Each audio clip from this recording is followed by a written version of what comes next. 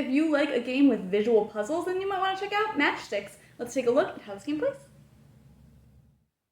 In this game, which does have a couple of different ways to play, players are ultimately trying to get rid of the cards in their hand by completing the patterns on them with the matchsticks.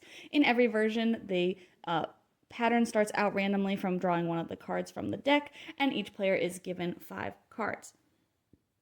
In the standard mode, players will move one matchstick into another position, and if they can complete a card, they will put that down, and that will be how they are trying to get rid of cards out of their hand. They will not redraw if they complete one, and then turn will pass. If they cannot complete one by moving only one stick, they will draw another one from the deck and add it to their hand, and again, turn will pass. And you will just go until somebody runs out of cards in their hand. So you might end up building up a big hand, or you might just keep dwindling down turn after turn, but that really just comes down to the pattern that is out there.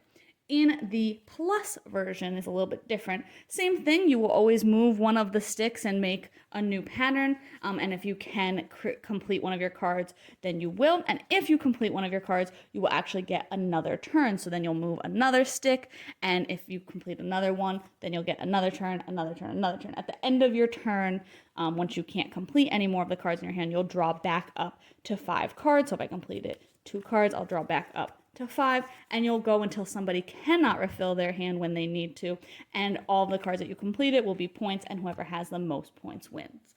There is also a solo mode where you will play with your hand out on the table, and you're just trying to complete cards, and as you complete them, you will draw new cards, so then you'll be able to get through the deck as much as possible. And if you can't complete, so if I wanted to move this here, and I'm like, oh, I can't complete a card this turn, but I can if I make one more move, you just get a point for every extra move you have to make in order to complete one of your available cards, and then at the end of the game, you'll score based on how many extra moves you needed, and you want as low a score as possible. And the 4th version is just playing the multiplayer game in either version with hands out on the table, so you kind of see what other people have available to them, and you can strategize your moves around not letting them complete their cards, hopefully. So there are a lot of ways to play, a lot of different ways that you can kind of take this on, and different ways that you'll end up winning based on which way that you choose to play.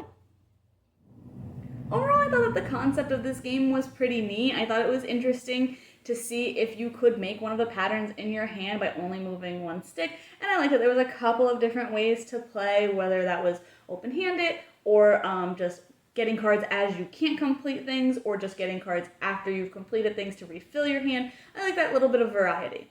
I did think that for what it was, the game goes on a little bit too long. I think that for the most part, you're gonna play through most, if not all, of that deck and all of the different ways to play, and it is just a little bit slow because the game isn't changing a ton. You're moving one stick and maybe completing a card or a couple cards, depending again on which version you're playing, but the game state is not that intense. It's not changing that much, and there's not a lot of decision space because you're only doing that one thing every single turn. So I just thought that it lasted a little bit too long for what it was, especially with more players, because some players are going to take longer to think about things like that. So I wish that the deck was a little bit smaller, and I think that that would help with that. But overall, like I said, I do think that the concept is neat, and if you are somebody who likes visual puzzles, you might get a really good kick out of this, especially if you like playing them solo. The solo is pretty good because you can take all the time you need to kind of plan out your best moves for what cards you currently have in your hand. So there is a little bit of variety there, but if you have a game group too that likes visual puzzles, then this definitely might be for you. But you can check out my thoughts today on the blog to decide if this one's worth picking up.